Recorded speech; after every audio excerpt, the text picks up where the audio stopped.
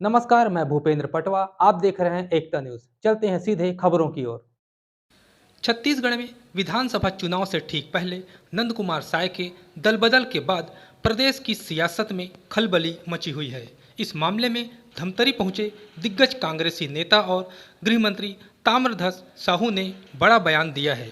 पत्रकारों के सवालों का जवाब देते हुए ताम्रध्वज साहू ने कहा कि कुछ और बड़े भाजपा नेताओं के कांग्रेस में आने की संभावना है, जो हमारे संपर्क में हैं। वो भी जल्द कांग्रेस में आ सकते हैं। भाजपा के दिग्गज नेता नंद कुमार साय द्वारा भाजपा का दामन छोड़ना कहीं न कहीं पार्टी से नाराजगी की ओर इशारा कर रहा है। इधर धमतरी जिले में बढ़ते अपराध को लेकर भी उन्होंने एसपी को निर्देश देने की बात कही। साथ ही सिटी कोतवाली में हुड़दंगियों के प्रवेश करने के मामले में कार्रवाई करने की बात गृह मंत्री ने कही है। सम्मानीय नंद कुमार साय जी के बीजेपी छोड़ने का मतलब ही होता है बीजेपी में कितनी गुटबाजी है। बीजेपी में सीनियर लीडरों का सम्मान नहीं होता, ये स्पष्ट इस बात का प्रमाण है। माननीय नंद कुमार साय जी बहुत ही वरिष्ठ और कद्दावर नेता हैं। कई बार विधायक रहे, लोकसभा के सदस्य रहे, राज्यसभा के सांसद रहे, हमारे विधानसभा में नेता प्रतिपक्ष भी रहे और आदिवासी समाज के एक प्रकार से कहा जाए बहुत ही सम्मानित और कद्दावर व्यक्ति के रूप में माने जाते हैं। ऐसे व्यक्ति का भाजपा छोड़ना ही इस बात को प्रमाण करता है कि भारतीय जनता पार्टी में वरिष्ठ जनों की कोई कीमत या सम्मान नहीं है, या उनकी पूछ परख नहीं है, या गुटबाजी चरम सीमा पे है।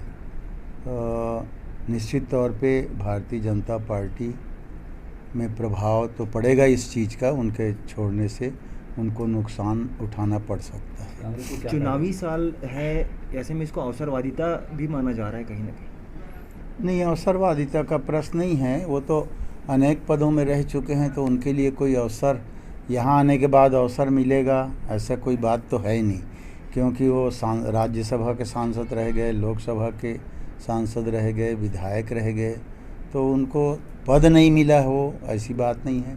बड़े बड़े पदों में रह चुके हैं। सरकार में आएंगे भी?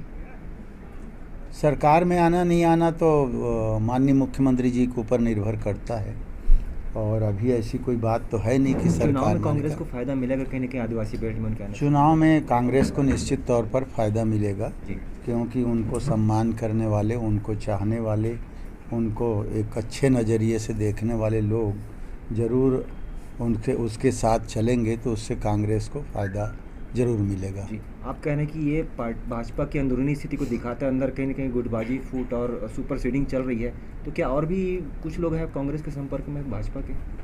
नहीं, ये बात तो मेरी जानकारी में नहीं है, क्योंकि संपर्क में रहेंगे तो माननीय मुख्यमंत्री जी की या प्रदेश अध्यक्ष जी के रहेंगे। हम लोग के संपर्क में रहने वाली बात नहीं है। संभावना है? संभावना तो बहुत रहता है, इसकी कोई कमी रहती नहीं है। संभावना तो काफ़ी रहता है, और जो लोग और संपर्क में होंगे वो और आ सकते हैं, इसमें कोई नई बात नहीं है। जी सर, एक महत्वपूर्ण और पिछले एक सप्ताह पहले धमतरी के कोतवाली थाने में लोगों ने भारी उत्पात मचाया था, तोड़फोड़ की थी, पुलिस वालों के ऊपर चाकू लहराया था। अभी तक उस मामले में पुलिस ने एक भी आदमी के ऊपर न FIR किया न गिरफ्तारी की। अच्छा, अभी मैं एसपी को पूछना भूल गया कि उसमें क्या कार्रवाई हुई है। अभी आए थे, आपने जानकारी दे दी, तो मैं निश्चित तौर पे बात करूंगा कि उस प्रकरण में क्या हुआ है। शिकायत लगातार IPL चल रहा है, और जब भी IPL होता है तब ये शिकायतें आती हैं। पुलिस अभी तक खाता नहीं खोल पाई, एक भी प्रकरण में कार्रवाई नहीं हो पाई। नहीं, ऐसा नहीं है कि खाता नहीं खोले या कार्रवाई नहीं होती। सट्टा, जुआ, किसी भी प्रकार का क्राइम हो, हमारे यहाँ छत्तीसगढ़ की पुलिस बहुत सक्रियता से कार्यवाही करती है, जिसका सबसे बड़ा उदाहरण महादेव ऐप है।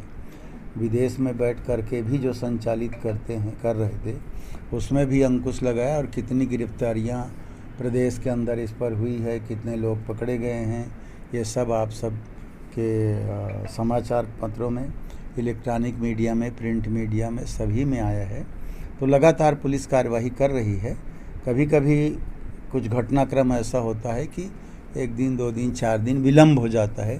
प्राथमिकता तय होती है, कुछ दूसरे क्राइम आ जाते हैं या कहीं ड्यूटियाँ लग जाती हैं, बड़ा कार्यक्रम हो जाता है, तो इसलिए भले 1-2 दिन का अंतर पड़ता है, पर कार्यवाही होती है, कार्यवाही करते रहें, करेंगे भी। एक और अहम सवाल, यूपी के एक गुड्डू मुस्लिम नाम के अपराधी को ढूंढा जा रहा है। छत्तीसगढ़ में उसके होने की सूचना मिली थी, यहाँ पर उसकी तलाश भी हुई।